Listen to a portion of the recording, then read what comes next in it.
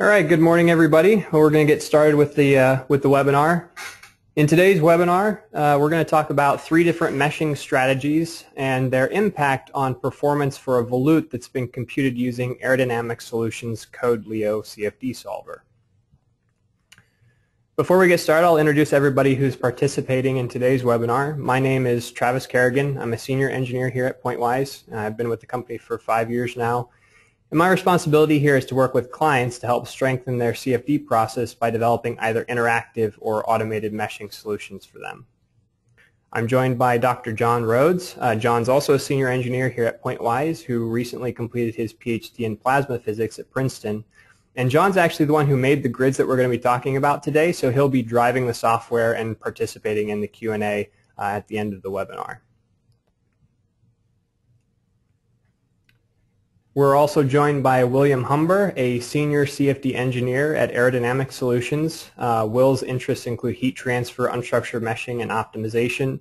And at AeroDynamic Solutions, he's responsible for the development of their meshing and post-processing tools as well as their customer support. So thank you for joining us.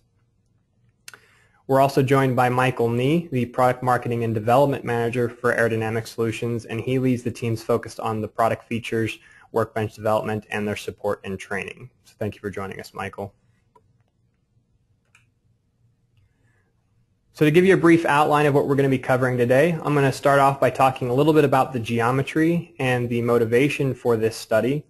John and I are then going to introduce the 3 different grids that were created for this, and then we're going to pass things over to Will at AeroDynamic Solutions to compare these 3 meshes by running CFD calculation on them using CodeLeo.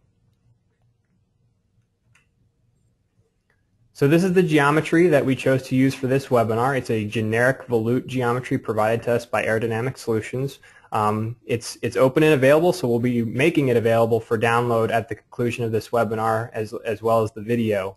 A volute works by taking the high velocity, high kinetic energy fluid coming from an impeller and then through the increasing cross-sectional area of the scroll, converting that kinetic energy into pressure as it moves through the outlet.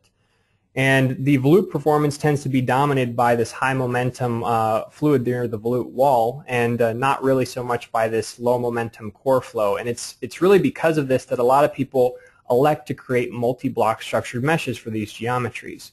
They can get the flow alignment and the orthogonal hex elements in the boundary layer and coarsen things up kind of in the core flow where they don't need so much resolution.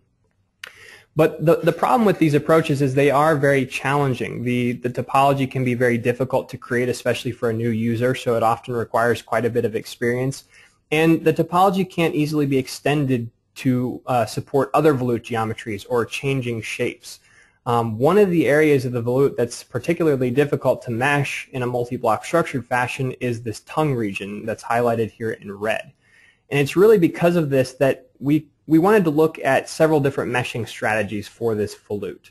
So we're going to be looking at 3 different grids today. We're going to talk a little bit about the very typical structured mesh, the multi-block structured mesh. And then we're going to introduce 2 hybrid approaches for meshing the same geometry. A hybrid mesh that consists of hex elements in the boundary layer and tets in the core. And then another hybrid mesh that consists of prism elements in the boundary layer and tets in the core. And the objective is to compare these 3 different meshes with the same wall spacing, same Y+, similar cell counts, and we're eventually going to be looking at solution consistency as we evaluate the performance of the volute. And then in the end, compare the overall effort and experience required to create each of these 3 meshes and then run a calculation. Okay. So the first mesh we're going to look at is the multi-block structured mesh. So this is the topology that John elected to use for this volute. This is just kind of an overview of it. What he chose to do was start at the outlet, a circular cross-section, and create an OH topology, also known as a butterfly topology.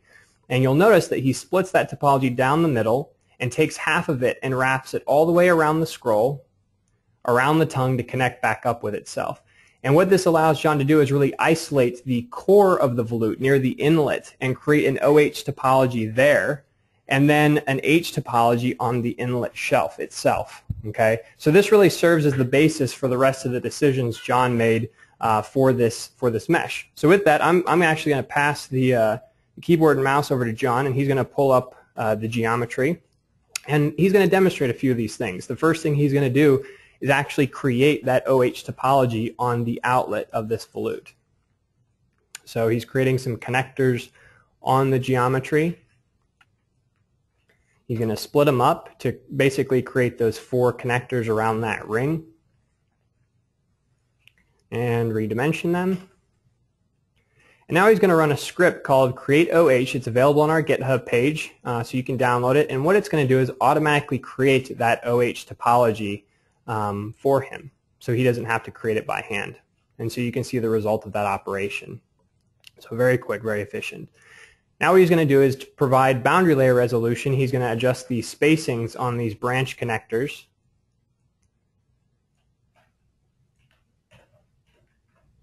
And he's going to set up the distribution of points. He's going to change it to a growth type distribution, change the number of layers and the growth rate. And you'll notice he's able to get the boundary layer resolution that he needs. And the last step is he's going to grab these domains and run them through the elliptic smoother.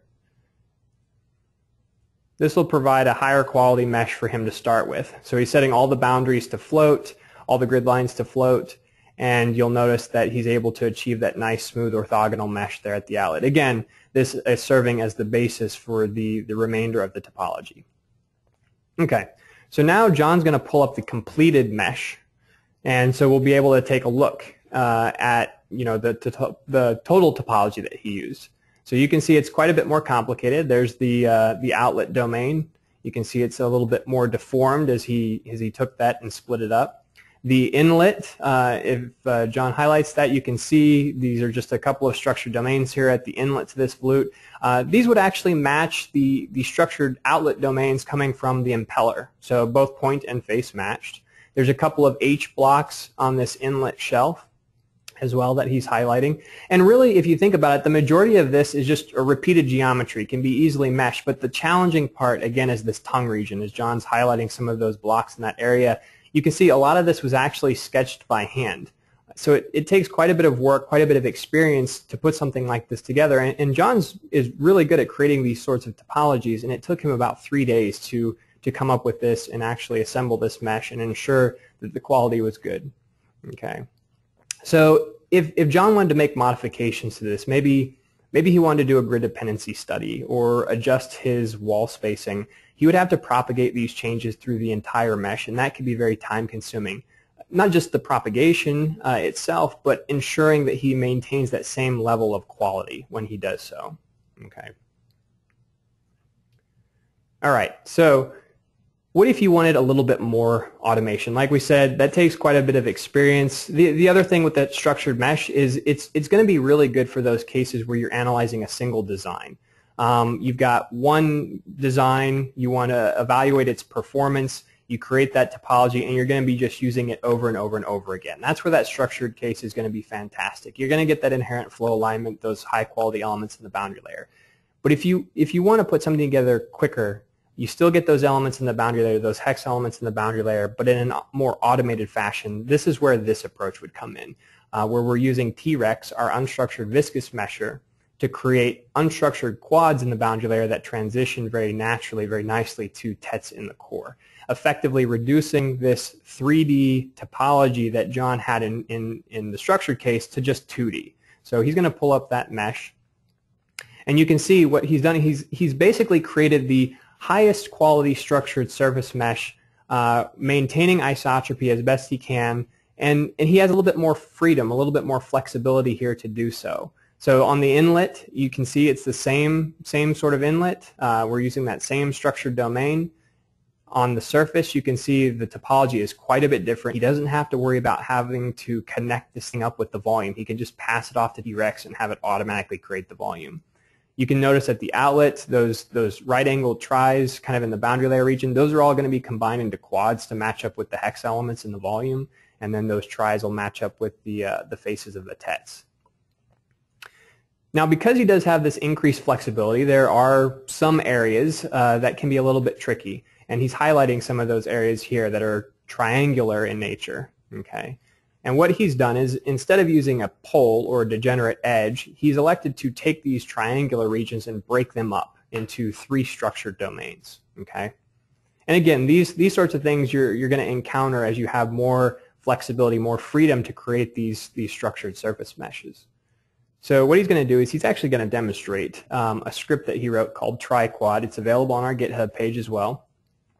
And what he's going to do is he's going to create one of these triangular regions, kind of a dummy triangular region, and use that script to show you how it can automatically create those structured domains for you.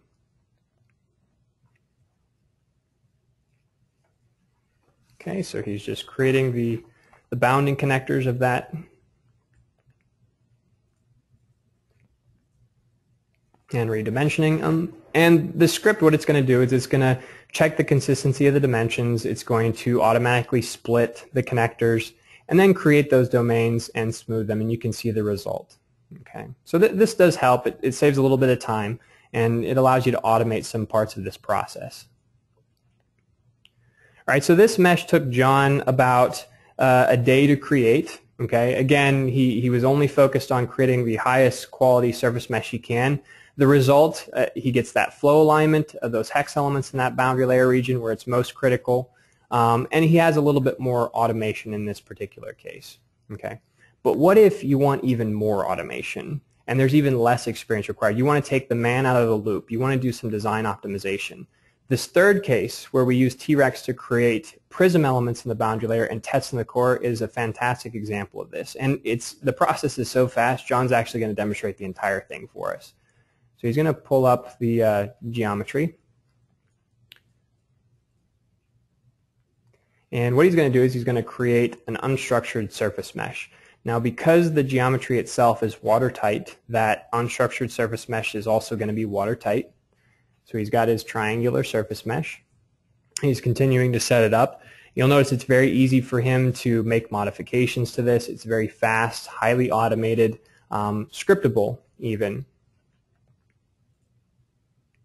Okay.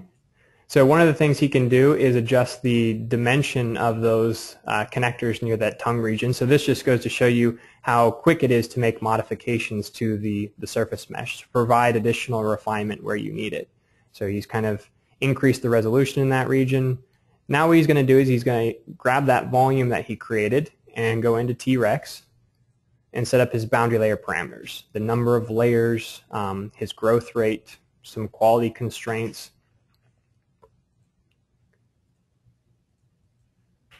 And then once he's done this, he'll set up the boundary conditions for T-Rex, mainly specifying the wall spacing for this geometry to achieve the target Y+, set up his match conditions, and then run T-Rex.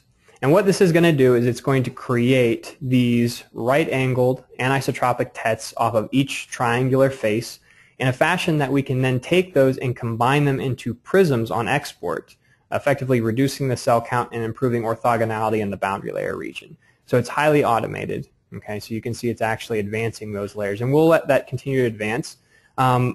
Again, where is this going to be beneficial? In those cases where you're doing some design optimization, you want to explore a lot of different designs, have fewer constraints on the overall design. Maybe you have somebody who doesn't have a lot of experience. This is something that they could pick up and get going with in less than an hour and have a mesh that's usable. Okay. Now the other thing to note here is, one of the downsides of an approach like this is, it's not really a downside, it's just something to kind of make you aware of, is that due to the unstructured nature of that surface mesh, those triangles on the surface, even though those prisms are of very high quality, they're not going to be flow aligned. So that's just kind of something to keep in mind with this approach. All right, so you can see those layers are continuing to advance, and eventually at some point, due to that collision buffer value John had specified, we're going to start to see some points stopping.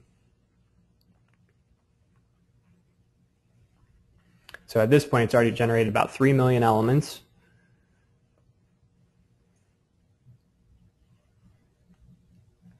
So we got some point stopping. They've hit that collision buffer value. They're beginning to propagate, and eventually the entire front's going to stop, not due to any quality concerns, but just because it's reached isotropy, kind of an ideal state for those elements.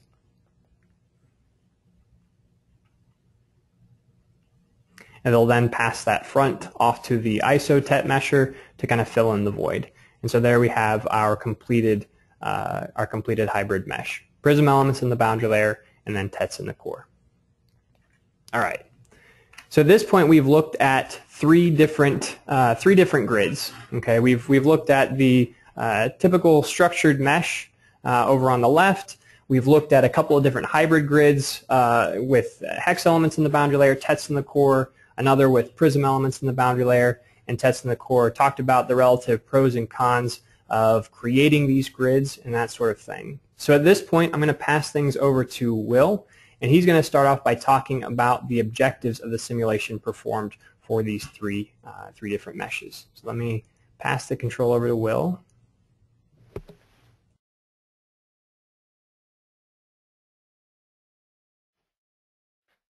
Okay, thank you, Travis. So like Travis mentioned, I'm just going to go over, what are the objectives of this simulation that we conducted. So really, what we're looking for here is we want to take these three different mesh types that Pointwise can generate, and we want to compare them. We want to ask, are the solutions that they generate consistent? What is the performance difference between these three approaches? How fast do they iterate? How many iterations does it take to convergence? And then finally, what we're really trying to look for is what is the overall effort that it takes to go from the geometry to a converged solution? So before I get into that, I'm just going to give a little spiel about the code that we used. We used our solver, Code Leo. It's a 3D density-based solver. We're using a cell vertex finite volume approach with the knee scheme. And we're able to handle both structured and unstructured meshes. We use a multi-grid convergence acceleration for the structured mesh, and we use a proprietary scheme, residual propagation, for the unstructured convergence acceleration. We offer high-performance computing options using MPitch2, which allows very good scaling. And additionally, we also offer the ability to increase licenses and compute capacity on demand using cloud computing resources. So we handle both steady and unsteady solutions, and we also do both single-stage and multi-stage solutions. For multi-stage, we offer both mixing plane and sliding mesh type interfaces. Like I said earlier, we also do unstructured meshes, and particularly of interest on the lower right-hand corner here, we do offer support for fully coupled impeller, diffuser, volute type simulations, where you have some kind of hybrid mixing of the mesh with some sections being structured, some being unstructured. So back to the problem at hand. This is the simplified volute that we designed for this case.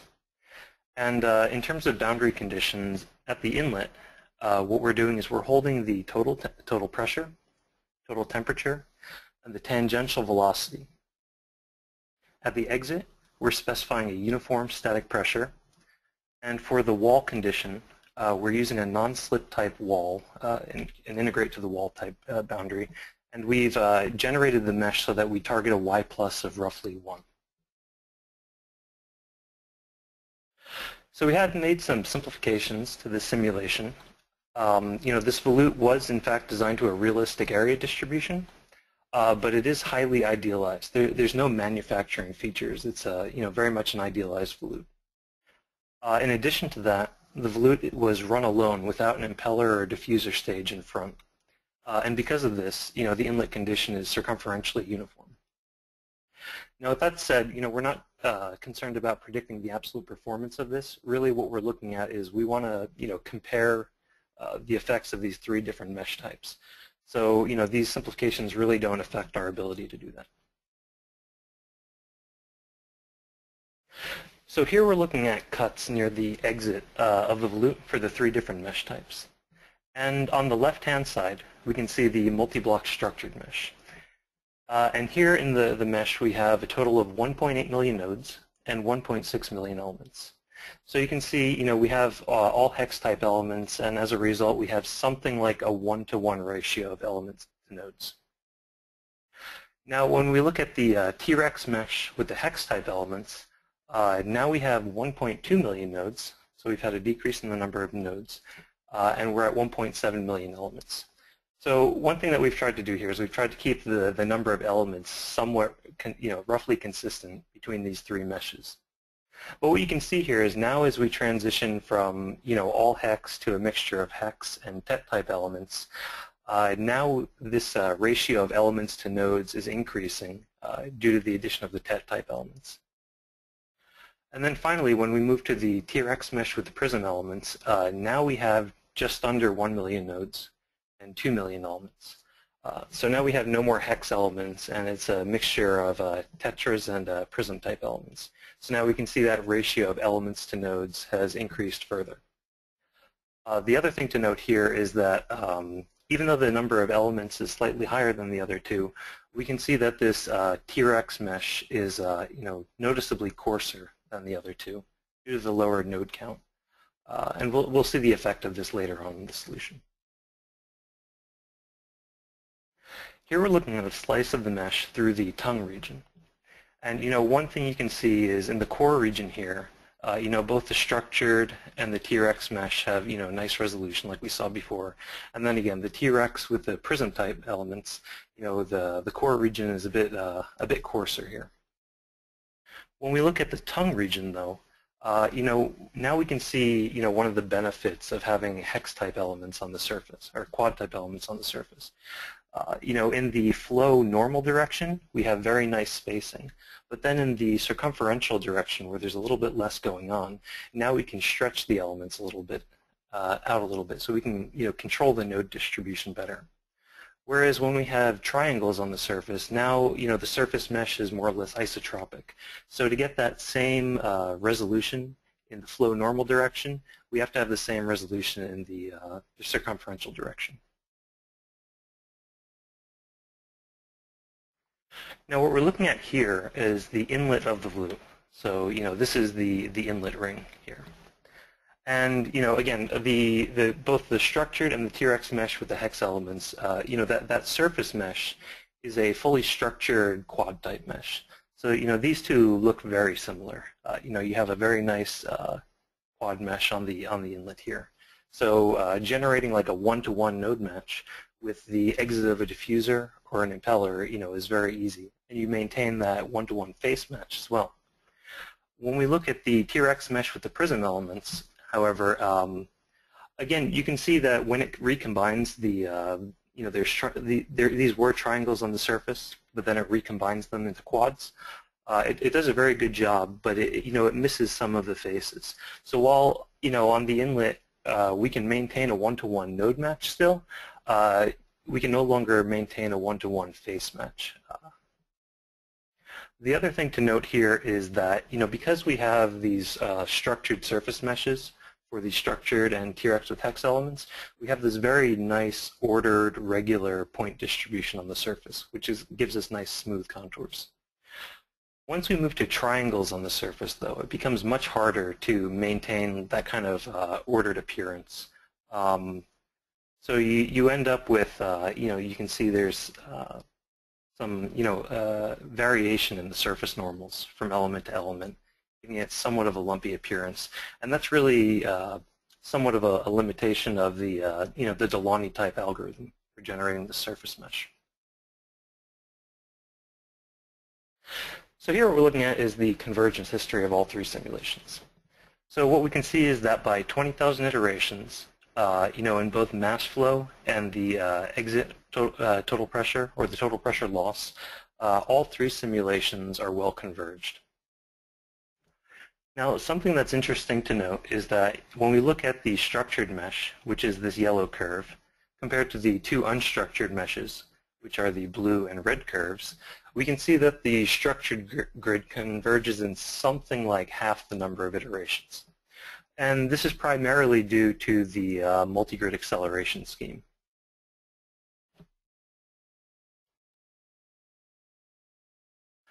So here what we're looking at is a comparison of the overall aerodynamic performance between these three meshes. And so what we see is that, flow rate between all three is within roughly 1%, so good agreement there. And then there are some small variations in the total pressure loss with the T-Rex mesh with the prism element showing the highest. But overall, there's pretty good agreement between the three. No huge differences. So here what we're looking at is an axial slice through the volute, and we're seeing the total pressure distribution. And the first thing that you want to note is that both the structured and the T-Rex mesh with the hex elements are showing very, very similar, contours here. There are some minor differences that you can see, but really they're extremely close. When we look at the T-Rex mesh with the prism type elements, though, the first thing we see is that the overall total pressure level is a little bit lower, which corresponds to the higher total pressure loss that we saw in the overall aerodynamic performance. And a lot of this, again, is due to the fact that even though the number of elements is largest for this prism type unstructured mesh, it's noticeably coarser than the other two options. And again, here we're looking at the exit total pressure of the volute. And what we see again is that the structured mesh and the T-Rex mesh with the hex type elements, these are showing very similar distributions. And then when we look at the T-Rex mesh with the prism type elements, even though we saw overall the aerodynamic performance was pretty similar, now at the exit this is a bit more washed out and uniform. And again, this is largely due to the the significantly coarser mesh. So one thing that we just wanted to ask and satisfy your curiosity is, if we increase the prism type mesh, would it show this similar, concentrated low momentum region? And so we did that, and now in this case the prism mesh is actually denser than the other two, and yeah, now we see a very similar behavior between the structured, the T-Rex hex and the T-Rex prism type meshes. So now we get to the solution time issue. And so on the left-hand side here, what we're seeing is the relative solver time. So we've taken the time it took for the structured mesh to converge, and we set that just as our baseline. And then when we look at the two unstructured mesh types, now we see that to go from we have a mesh to we have a converged solution, it takes roughly 3 times as long. And this is due to a combination of two factors. One is that the there's slightly fewer elements in the structured mesh than the other two, but mostly that the number of iterations to converge is something like half as much for the structured mesh compared to the two unstructured meshes. So really, overall, though, what we're interested in, what is the time that it takes to go from a geometry to a converged solution? And now the story is a little different, because for the, again, the relative solver time, we see this in these diagonally striped bars here. But now we're going to add in the elapsed time that was required to generate the mesh. So when I say elapsed time, I mean that if it takes me, 3 days of work to generate a structured mesh, that's not just, the 24 hours of man time. That's also, the time in between those work days that I could have been running a solver. So we have to take that into account as well. So now what we see is that even though the structured mesh is something like 3 times faster, it still takes 40% less time to go from geometry to solution for either of the two unstructured meshes. Now, something else that needs to be added here is that these were all run in serial, so just on one CPU. As we try to parallelize this and add more CPUs, now this time, this portion of the difference goes down. So the more you can parallelize these, the more significant this mesh setup time becomes, because you can always cut down simulation time by throwing more processing power at it, but you can't cut down mesh setup time in the same way. So really what we're seeing is you can say that, for structured meshes, they're really great when you want either like the absolute best solution accuracy, or if you're going to be running that solution a whole bunch of times. So, overall, what are we seeing? We see that the structured and the unstructured meshes really do show, fairly similar solutions. The contour plots are very similar between the structured and the T-Rex mesh with the hex type elements. While the T-Rex mesh with the prism type elements, for the same element count, it shows a more uniform flow at the exit. And again, that's due to that coarser mesh in the core region. And obviously we can improve that with a denser mesh, then the comparison is less valid. So the structured mesh, on the other hand, going from geometry to solution, that ends up having the longest overall turnaround time, even though it's something like 3 times as fast to run as the 2 unstructured meshes. And this is because of that large initial meshing effort. So, at one extreme, we end up with the structured grid. And this is really, again, most appropriate when the mesh is going to be reused just many, many times. Say if you were going to run a compressor map on this, or if you had to have absolutely the best solution accuracy. At the other extreme, we have the T-Rex mesh with the prism type elements. And, this is best for optimization, where, you just want to take the man out of the loop. You want to automate this as much as possible. Or the other scenario where this is best is if you have just, incredibly complicated geometries. You just have so many features that need to be modeled that, putting a structured mesh on it is just completely out of the question. On balance, though, the T-Rex mesh with the hex type elements, it really gives, the best balance of, you get very close to the solution accuracy of the fully structured mesh, with the turnaround time in terms of geometry to solution of the T-Rex mesh with the prism type elements. So for most cases, the T-Rex mesh with the hex type elements is really going to be your best bet. So I'll just hand it back to Travis. All right, thank you.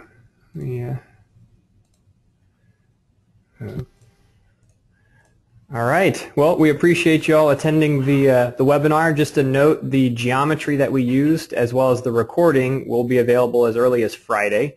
You can access the webinar from either of those 2 links. And if you have any questions about Pointwise or the meshes, that if you can't get them answered today, please feel free to email me at webinar@pointwise.com. And if you have any questions about Code Leo, please email Michael Nee. All right, so at this point, we're going to open it up for questions. There's a little questions dialog box. You can type them in, and we'll address them at this time.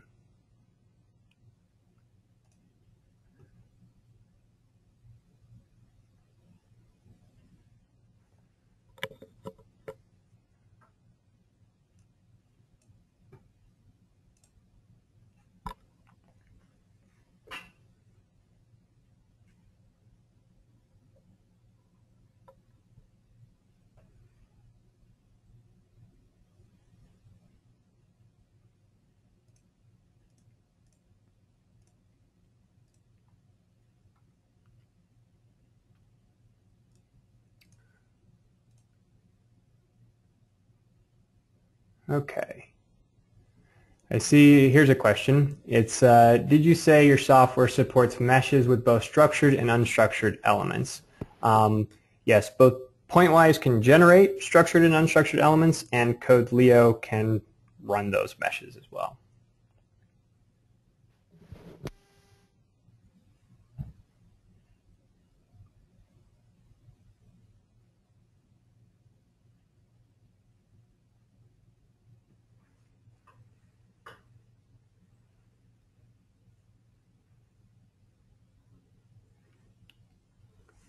Okay, are there any other questions? You can just type them in.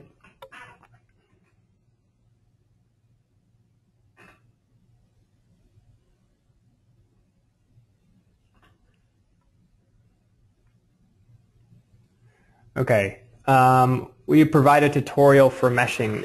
Yeah, so if you have access to Pointwise, either through an evaluation or if you're a customer, There's a tutorial workbook with some fantastic tutorials. You can access that from the help menu. Also on that link right there, pointwise.com/webinar, we have a lot of different videos. So you can see how these meshes are created during the webinars, and often for the webinars we'll upload the final grids, sometimes the calculations. In this case we're going to upload the geometry. So yeah, there's plenty of places that you can find, and if you have any questions you can always contact us as well. Okay, Will, here's a question for you. Since you had generated that refined T-Rex grid, how many elements were in that refined mesh? Yeah, so in the refined mesh we had something around 6 million elements and just under 3 million nodes. So it was actually significantly denser than the other two meshes. Okay.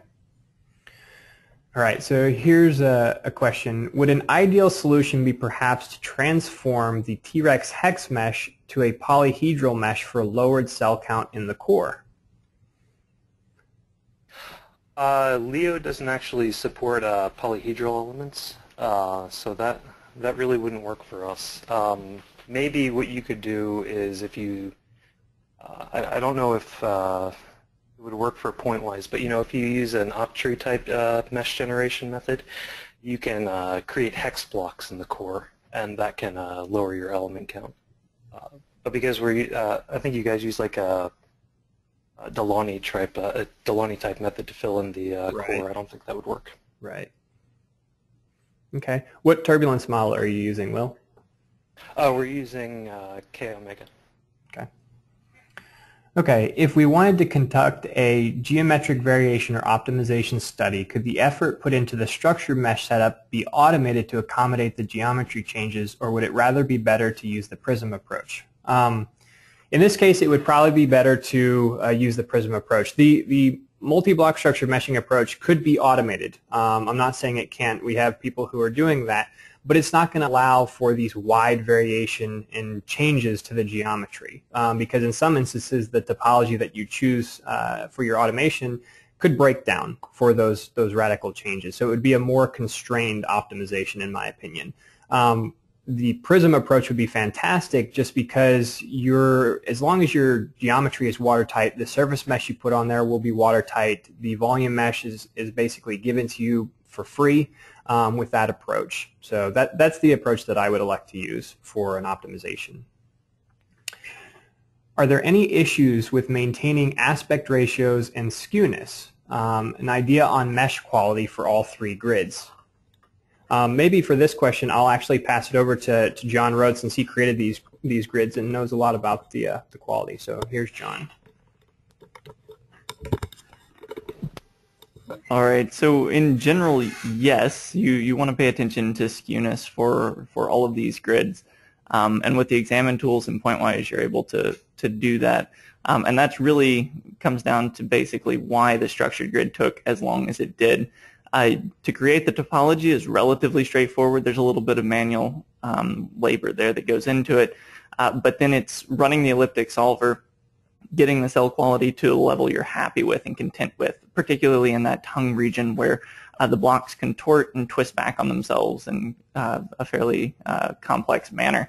Making sure that you have acceptable level of skewness and low max included angles and that sort of thing is really where the time goes into making a good quality structured grid. For the T-Rex blocks, those are pretty much handled automatically. The T-Rex algorithm does a good job of marching those points off in an orthogonal manner from the surface, and there are some constraints you can put in there to check for poor quality elements as it goes along. But for this geometry, since it was relatively simple and you didn't have a lot of colliding fronts, it was not really an issue. The only thing I'll add, though, is that the way the cell vertex scheme is implemented in Leo is, mesh skewness is not as much of an issue as it can be in other solvers.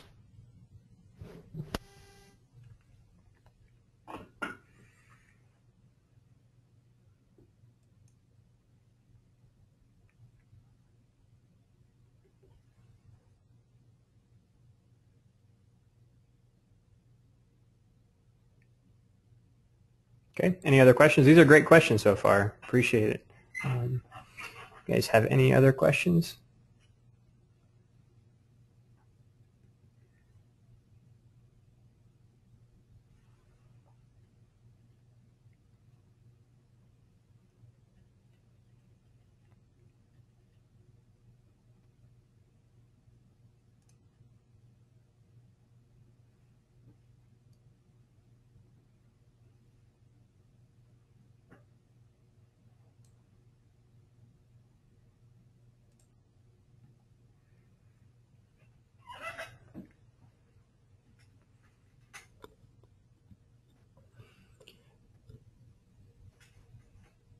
Will, you were talking a little bit about uh, the Delaunay triangulation on the surface. So maybe I'll kind of ask a question with advancing front or with a diagonalized quad. What would you expect to see, or have you run those particular cases, and did you see any difference?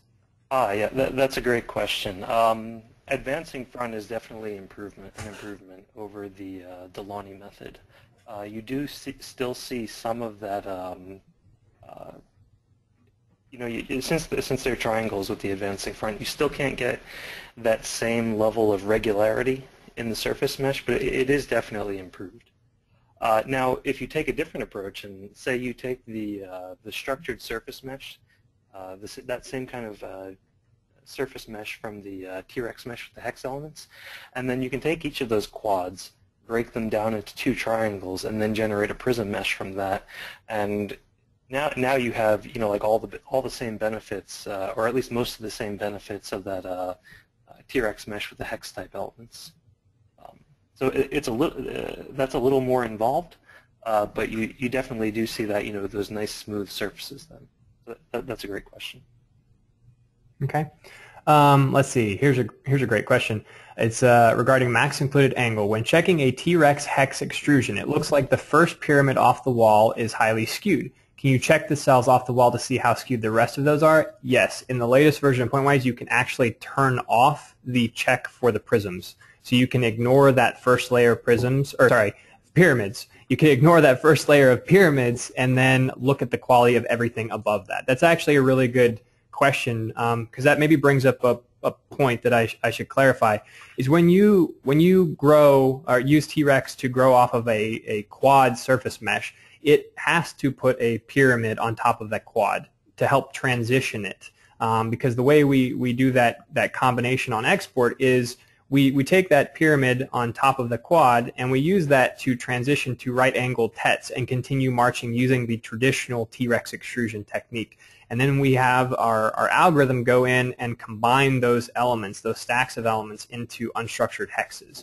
So yes, if you want to look at the quality, you'll definitely probably want to turn off that first layer of pyramids because they are going to have a very high included angle, and you can do that in the latest version. Great question.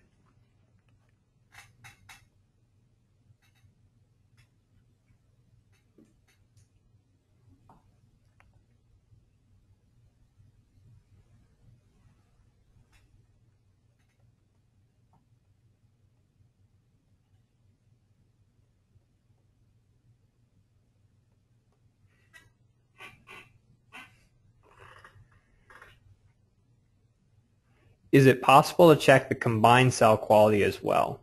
This is another fantastic question. Currently, no. The way that it works, as I mentioned before, is we march off layers of right-angled tetrahedra. So in Pointwise, those blocks consist purely of tets. Now, the exception being if you have quads, you do have a single layer of pyramid elements, and those are kind of handled a little bit differently. But the block consists of all tets. We're, in fact, beginning work to change that approach where we can support truly hybrid blocks. And at that point, we will be able to look at the recombined data in Pointwise and analyze its quality.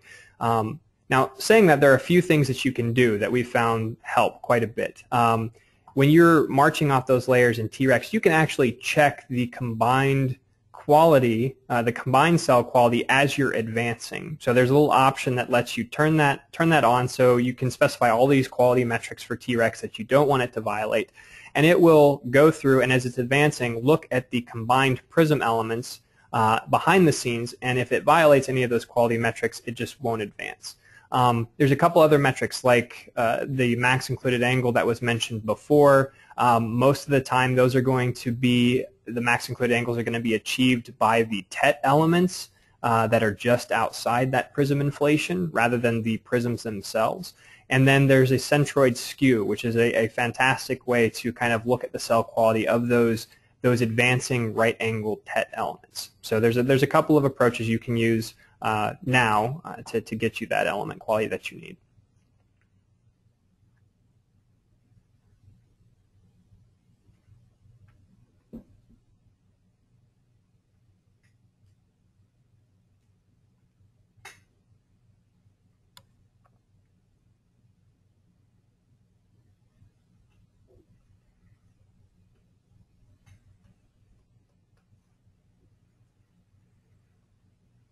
All right. Are there any other questions before we close up the webinar?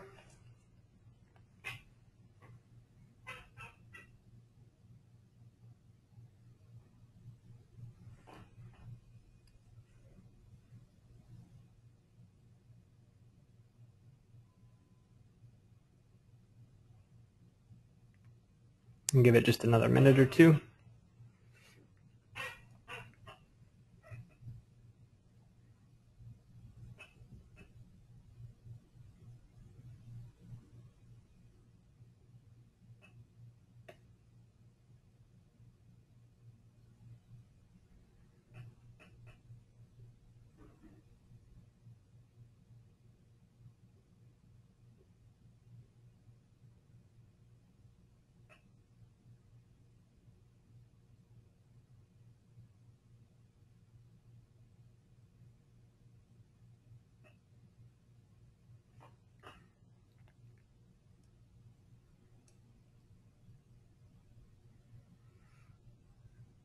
All right. Well, if there aren't any other questions, we'll conclude this webinar. Again, we'll put a recording of it up on our website so you can watch it there or on YouTube. And again, the geometry will be made available to you. So, and also, if you have any questions, if you think of any after the webinar, just feel free to email us and we'll get back to you as soon as we can. So thank you very much for attending. Appreciate it.